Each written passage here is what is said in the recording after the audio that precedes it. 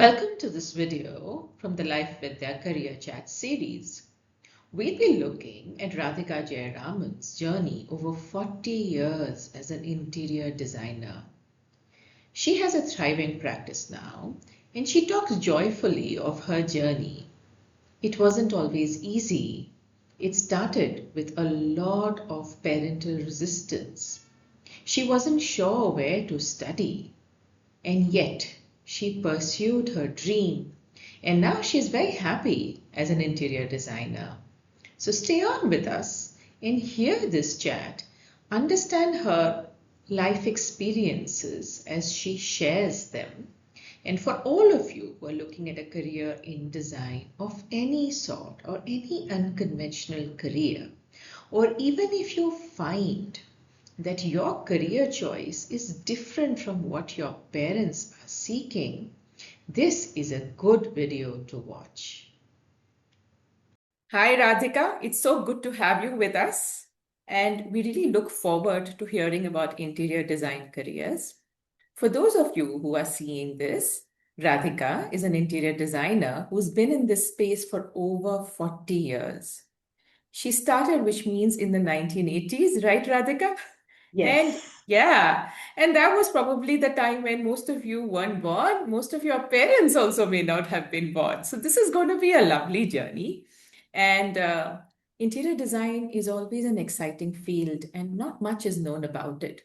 So I'd love to understand how you started, Radhika.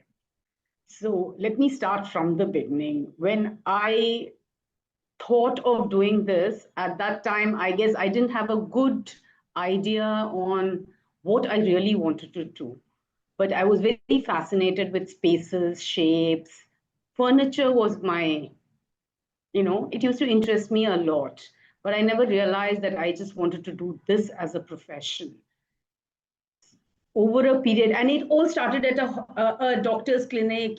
She used to have these very interesting pieces of furniture, which, in those days it was called mini boga style.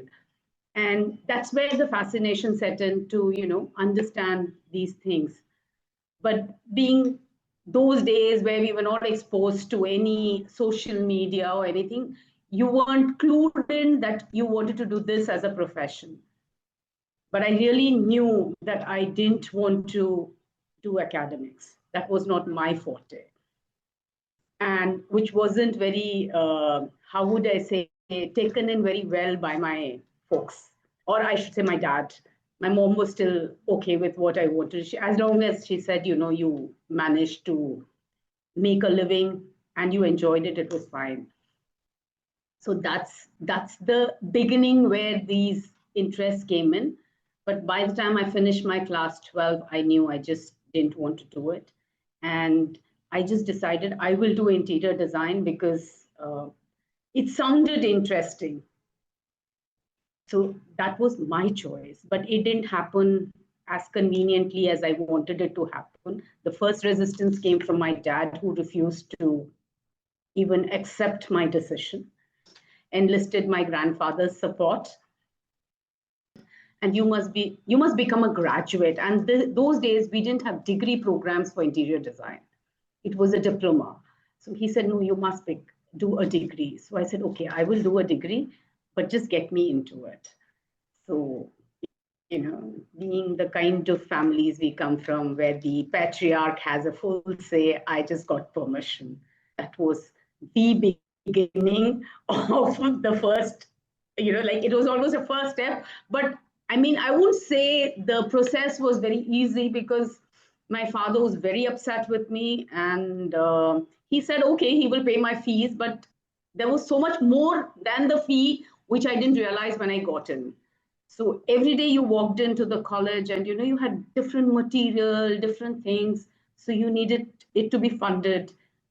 So then I had to approach my mother and enlist her support. And lucky for me that she decided to back me up. So that's how I got into the process of getting an admission. And when I went to the college, the most interesting thing was I was wanting an admission, and I had a principal and head of the department sitting across and explaining it to me why I shouldn't be getting into all this. And then this place was it was like a finishing school for girls to get married. And I was really very, very upset. And my father was very thrilled that people were dissuading me to do something. So it was like, I told him it's all right. I will still continue to follow this. So that's how I entered the Polytechnic. And I must say that, the entry was so much, so after so much resistance, I thought like I won a war. That's how I went to my first day of college. And I really enjoyed my 3 year program. I mean, every day was a discovery and it was really interesting. Each process, each thing I learned about was really, really fun. And also, at some point, I realized that I have to support myself in the process because it was becoming way beyond my means. And I didn't want to, how would I say, encroach on my mother's earnings to support myself because I was doing this against the whole, uh, shall I say, my dad's wishes. So, to have 100% support, I wasn't expecting. So that made me enter the working situation in the second year, which again was very nice because when you start working, your world in the college and what they teach you is your basic grounding, but you really don't realize that what you study is not actually what the world is. It's like you're in a cocoon and suddenly you're thrown to the world. The transition is very drastic, and how would I say? It's not what anything what you study in college, to be very honest. Your college, you learn, it's like you're doing ABCD and suddenly somebody puts you into a literature class and says, now talk about this, either talk about uh, uh, what you call a poem or talk about some literature. It's like it's so different. I mean, the gap is too wide. So when I first started to work, I started to assist my profs on various of their projects. You do little bit of work. They probably won't. I didn't earn at that time, but they gave me a very good experience. It was very interesting to understand what the real profession entails. So you started to, how would I say, grasp the nitty gritties of actual working. I also had a good fortune. I had one prof who was from School of Planning. He was participating in this competition for National Indira Gandhi National Gallery, which is, art center, which was being set up at that time. So, you were part of a competition, how the competitions are held for such large projects and what all you present and how you present, even though we did very small things there. But you learned a lot because you had so many seniors working, you had so many people with so much of experience, even they were students, but you had seniors, SPA students, we had our seniors who were working. So you learn small, you were like, it's like kids, you are holding a kid's hand and teaching them. They were hand holding us and teaching us. So the second year was totally with our profs and all. You learned a lot. So that came when I came into my final year. I was like, I had, like, from a caterpillar, I'd almost bloomed to a butterfly. It was like that, like I was far ahead of my classmates and I was doing much better than them because I had a good understanding of the actual work which happens outside. The third year I started to work. I started to actually earn, which was another thrill for me. It was a new thing. You don't get the opportunity to earn, and every rupee seems to be like you were earning a huge amount. It was like a pot of gold, but it was fun. I mean, you also started to understand a client's requirement, and you start, though I didn't do very big projects, I used to do small furniture and small things.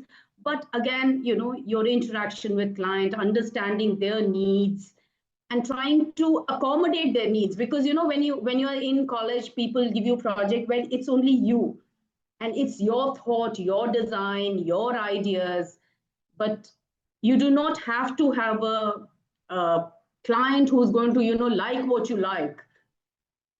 So it's very important to integrate their requirement, their likes, and your expertise, and then start working.